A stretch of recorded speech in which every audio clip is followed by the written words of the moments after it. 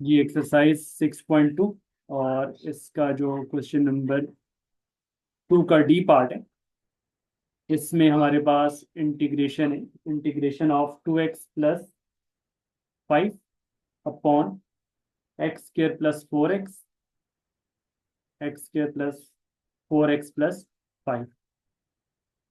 तो अब अगर आप इसमें चेक करें, यूजफुल सब्स्टिट्यूशन को यूज करें, या फिर आप इसमें पहले ये कर सकते हैं कि जो डिनोमिनेटर में फंक्शन आ रहा है x² का डेरिवेटिव क्या होता है 2x, और 4x का डेरिवेटिव क्या होता है 4। तो ऊपर 4 की बजाय 5 है, तो 5 को हम लिख सकते हैं 4+1।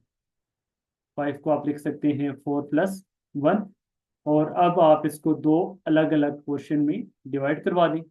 मीन 2x+4 को अलग आप डिवाइड करवा दें x² + 4x + 5 के साथ, इसको अलग इंटीग्रेट कर लें। और 1 को अलग डिवाइड करवा दें x²+ 4x + 5 के साथ, और इसको अलग इंटीग्रेट करवा दें।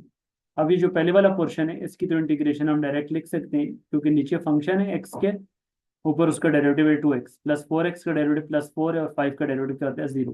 तो अगर नीचे फंक्शन और न्यूमिरेटर में उसका डेरिवेटिव मौजूद हो, तो वो होता है नेचुरल लॉग ऑफ फंक्शन। तो पहले पोर्शन की तो इंटीग्रेशन यहाँ पे कंप्लीट होगी। अब ये जो हमारे पास दूसरा पोर्शन आ रहा है, इसमें आप इसको इंटीग्रेट करेंगे, और इंटीग्रेट करने के लिए डिनोमिनेटर में आप क्या करेंगे, कंप्लीटिंग स्क्वायर मेथड अप्लाई करेंगे। और कंप्लीटिंग स्क्वायर मेथड क्या होगा, a²+2ab। ए तो x होगा, b अब हमें नहीं पता, b आप क्या चूज करेंगे।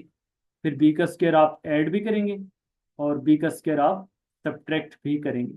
तो ये आपने डिनोमिनेटर में कंप्लीटिंग स्क्वायर कर रहे हैं। अब आप इसमें ज़रा चेक करें कि b हमारे पास क्या होना चाहिए। b की ऐसी वैल्यू पुट करेंगे, मल्टीप्लाई करने से 4x आ जाए।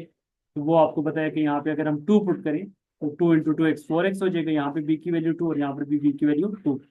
उससे ये होगा कि आपका ये कंप्लीटिंग स्क्वायर हो जाएगा। अब डिनोमिनेटर में हमारे पास आ जाएगा 1/x+2 का होल स्क्वायर, और 5 - 4 कितना होता है, 5 - 4 1, और 1 का स्क्वायर क्या होता है 1 ही होता है। अब डिनोमिनेटर में हमारे पास फॉर्म आ चुकी है x का स्क्वायर प्लस a का स्क्वायर। और x का स्क्वायर प्लस a का स्क्वायर जब फॉर्म आ रही है, तो उसमें आप यूज कर सकते हैं x = a tan theta. X के प्लस ए स्क्वायर में फिर आप यूज कर सकते हैं x = a tan थीटा। तो अब यहाँ पे आप ये वाला तो लास्ट तक एज इट इज चलेगा, और यहाँ पे अब आप लेट कर लेंगे x+2 = 1 tan थीटा। ठीक है, और फिर दोनों तरफ डिफरेंशियल अप्लाई कर लें। डिफरेंशियल ऑफ x+2 और डिफरेंशियल ऑफ tan थीटा। तो ये बनेगा x का डिफरेंशियल dx, और 2 का 0 हो जाएगा, और tan थीटा का डिफरेंशियल सीकेंट स्क्वायर थीटा, और एंगल का अगेन d थीटा। तो अब आपका ये क्वेश्चन वेरिएबल x से कन्वर्ट हो जाएगा वेरिएबल y में, वेरिएबल थीटा में। सो साथ में ये जो नेचुरल लॉग वाली टर्म है, ये तो एज इट इज लास्ट तक चलती रहेगी। ये तो आपका पहला पोर्शन का इंटीग्रल, क्योंकि उसका आंसर आ चुका है। तो natural log of x² + 4x + 5, ये तो साथ में लास्ट तक एज इट इज चलेगा। प्लस dx की जगह पे आपने पुट कर लिया secant square theta d theta, और डिनोमिनेटर में x+2 की जगह पे हमारे पास आ गया tan थीटा। उसका स्क्वायर करेंगे तो tan² थीटा +1। तो 1 + tan² क्या होता है, सीकेंट स्क्वायर होता है। तो न्यूमिनेटर में भी सीकेंट स्क्वायर है, और डिनोमिनेटर में भी सीकेंट स्क्वायर है। तो ये सीकेंट स्क्वायर आपस में कैंसिल हो जाएगा, 1 आ जाएगा। और 1 का इंटीग्रल क्या होता है थीटा, प्लस साथ में constant of integration c। Natural log of x² + 4x + 5। ये आ गया natural log of x² + 4x + 5 + theta. तो थीटा जो आपने लेट किया वो वापस यहाँ पे पुट कर लें।